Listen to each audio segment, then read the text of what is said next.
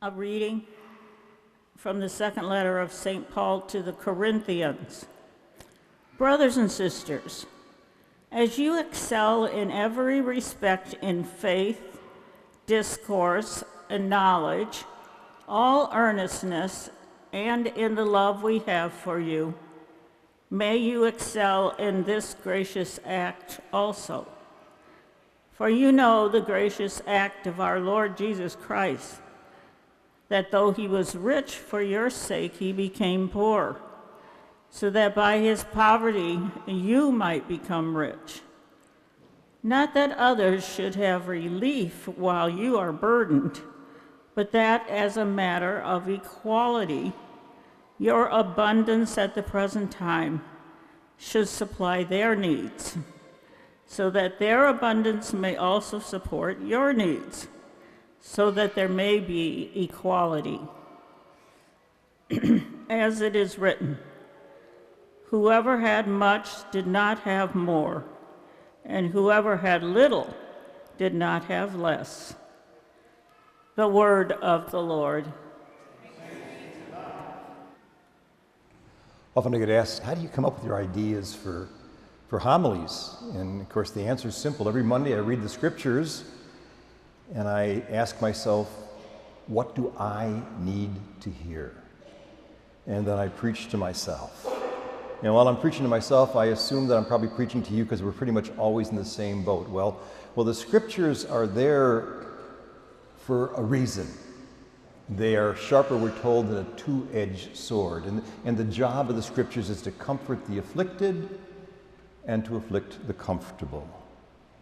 St. Paul today in the second reading is going to do a little bit of afflicting of the comfortable, and I must say that I am one of the comfortable. So he's preaching to me. I'm kind of, being a priest, embarrassed to say that, and I'm going to publicly say it, I'm financially comfortable. I'm not rich by any stretch of the imagination, but I'm quite comfortable, thank you very much. It's not really my fault, though. I swear it's in my DNA. I've taken it in with my mother's milk. My father's favorite saying was, son, if you can't buy it cash money, you can't buy it at all. I am the most fiscally conservative person you will ever want to meet. I know one financial principle: spend less than you make. And then save what you have, you know. Jesus saves, but Moses invests. And so you do pretty well that way. And as my mother once said at the end of her life, I don't know how it happens, but it just kind of accumulates. And it does accumulate. And the question, of course, one of Jesus' questions, what do you do with all this accumulation now that you've got it all? And I ran my parishes exactly the same way, as to tell the people that my personal financial habits are going to be the habits of this parish. So every parish that I've ever walked in with debt, we walked out with money in the bank. They used to call me Father Hard Assets. Because we were very strict in how we spent our money. And we turned out pretty good. You know, what's the law? The law is buy low, sell high. This is, and I'm not putting it down. This is our economy. This is how we, in the parishes have always done quite well, and I've always done quite well, thank you very much. That's the economy of the world. The question is, and this is where St. Paul's going after us today, is this Jesus' economy? Is this the way that Jesus worked? Is this nature's economy? You know, Jesus talks, and we're always surprised to hear it when we think about it, a lot about money. He talks a lot about the economy. You've got the story of the widow's mite. You've got the story of Caesar and God. You've got the story that you can't worship God and money at the same time. You've got the story of Lazarus and the rich man. It goes, the buried treasure. It goes on and on and on and on and on. And what is Jesus pushing for? He's got an economic agenda for each and every one of us, and it's his agenda. He's pushing not for an economy of gain, but an economy of grace. It's not an economy of greed where I get more than I put in, where I take it out with interest, but an equanimity between the two, between what I put in and what I take out. The economy of grace says this: everything's a gift. You've earned nothing. You did not earn the parents you've got, the country you live in, the color of your skin, your intelligence. It's all a gift. It's been given to you. What you have received as a gift, now you must freely give as a gift. That's the economy of grace. It's to give without counting the cost. It's not transactional. It's not a quid pro quo. You do this and I do this and I'm going to get a little more than I gave out. The Sufi mystic Hafiz puts it this way. I love this quote. It says, even after all this time, the sun never says to the earth, you owe me. Look what happens with a love like this. Why, it lights up the whole sky. This is the economy of grace. You give freely, you receive freely. This is the economy also of nature. This is how nature works. Everything is dependent upon everything else. In the great chain of life, in the great chain of being, this is how it gives, it receives. You plant, you sow. It comes out, it goes in. This is also the economy of the Native Americans. You know, the Native Americans would never chop a tree down without asking its permission. They would never kill a buffalo without doing a ritual around the killing of the buffalo without asking its permission. It was very easy for us to overtake the Native Americans because we were an economy of gain and they were an economy of sustainability. They put in, they take out. And that really is the grace of God, but it's really hard for us to hear because we are so hardwired, and we are, and I am, for gain, for getting more than I put in. And this is what St. Paul is saying today in the second reading, in 2 Corinthians. And by the way, you know, they excoriated our poor president for calling it 2 Corinthians. That's a bum rap. The Catholics have been calling it 2 Corinthians forever. It is 2 Corinthians or 2 Corinthians, but he's speaking to a very special group of people. They're doing quite well, thank you very much. The Corinthians are doing well, and he's going to try to get them to share it, to enter into this economy of grace. And he starts by building them up. He says, no, you've done really well for yourselves. You are excellent in so many wonderful ways. Now, I want you to be excellent in one more way. He's talking not to the 1%, he's talking to maybe the 20%. He's talking to us. I know he's talking to me. And what's he saying in his encouragement? He's giving us a model of how the economy of grace works. And here's how the economy of grace works. He says, you know, the gracious act of Jesus, who though he was rich, for your sake he became poor, so that by his poverty you might become rich. Now, it's very easy for us to dismiss that paradoxical sentence saying, that's pretty, I have no idea what it means.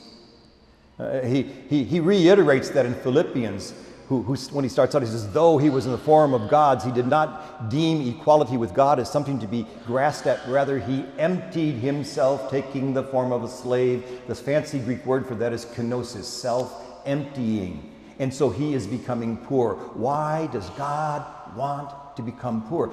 Because he was rich. As the second person of the Blessed Trinity, he's got everything. He's got everything. Why, when he becomes incarnate, is he born in a barn and in a feeding trough? Why?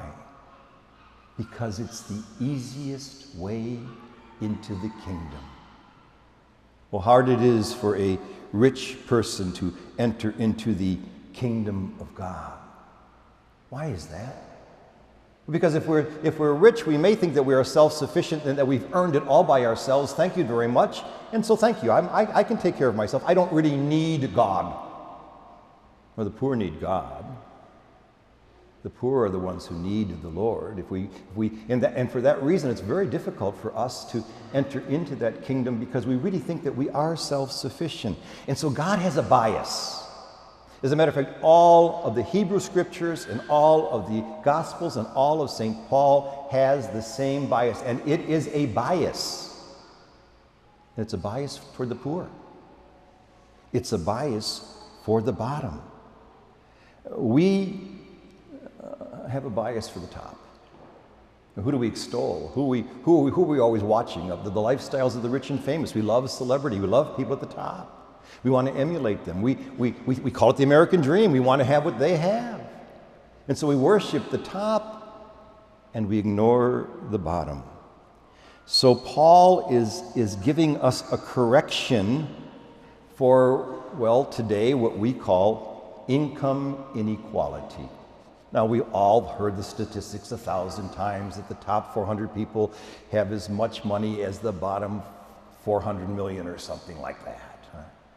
He's not talking about that. He's talking about the top 20%. He's talking about those who are pretty comfortable.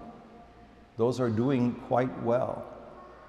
And the first thing he says, even if you've got a pretty good income, if you're burdened, if you've got a liability that's just killing you, if you've got a health care problem that you can't pay for, and of course one of the number one reasons that everybody goes bankrupt in this country for is for health care, you're off the hook, even if you're making a good income. I don't want you to be burdened by taking care of somebody else's burden if you're so burdened yourself, because you're in the same boat right now, and no matter how much you're making. But that's because we are spending more than we make sometimes. But sometimes it's just a matter of circumstances. When the market collapsed, people just got caught. Well, it wasn't their fault. No, it was somebody's fault, but it wasn't their fault. But to the rest, he says this, but as a matter of equality, he's going to try to level the playing field. Your abundance at the present should supply the needs so that their abundance should supply your needs. If you're doing really well today, then you take care of those who are not doing really well, because then they're going to take care of you, and you won't want to say, well, what abundance? What in the world do the poor have to give to me? I'm the one who has the bank account. I'm the one who has the security. I'm the one who's doing very well. What do they have to give to me? You know, Mother Teresa, when she would visit our country, would just become discombobulated. She'd look around and she'd say, what a poor country you are. What a poor country you are.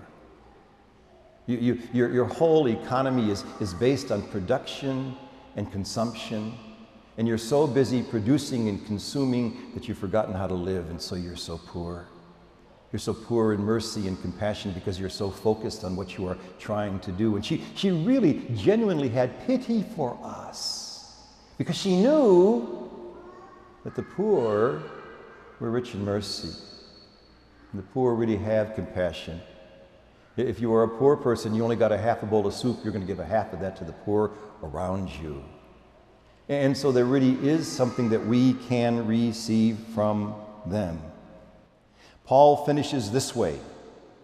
So there may be equality as written.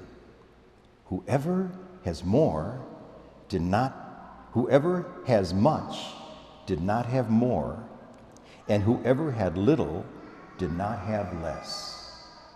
In our economy, and we know it's a fact, the rich get rich and the poor get poorer.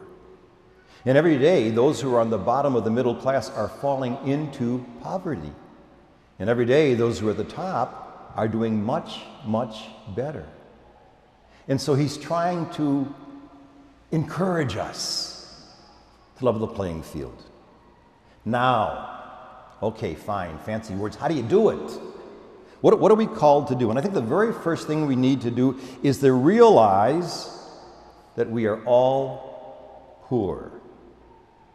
We're all broken.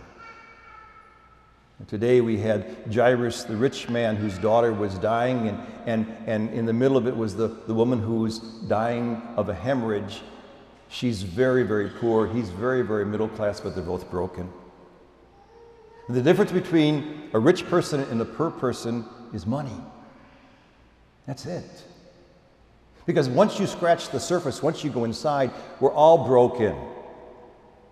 Now, the poor wear their brokenness on the outside. Those who are middle class or well off wear our brokenness very often on the inside with broken relations and in great sorrows and great sadnesses, and we carry it around day in and day out. Now, when I see that you are suffering the same way that I am suffering, I have compassion. When I know that you are in the same boat that I am able to stretch out and touch and share and heal and be healed. The poor have so much to give to us, so much to give to us, which leads to the second point.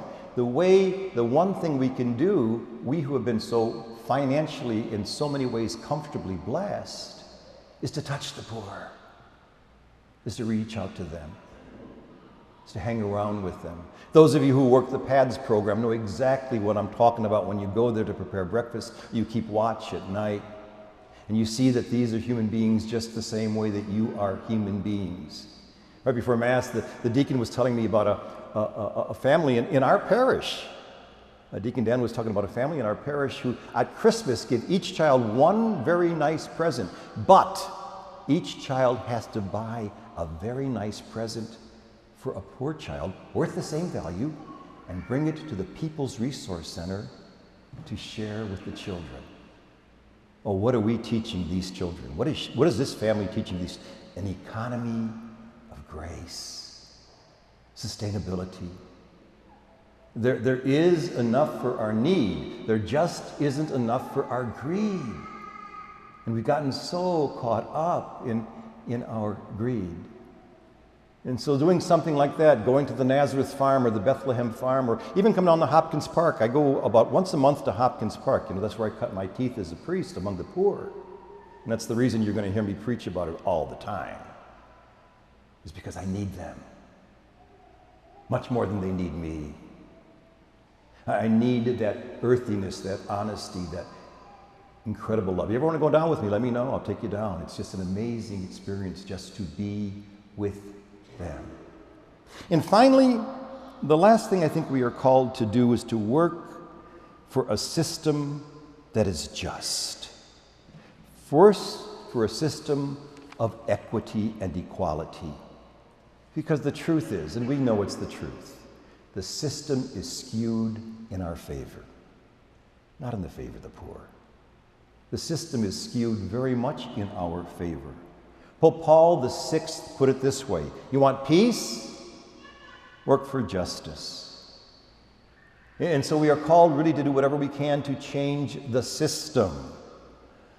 I heard a new definition of justice the other day, and I really love it. I think it makes sense. It says, justice is love in action.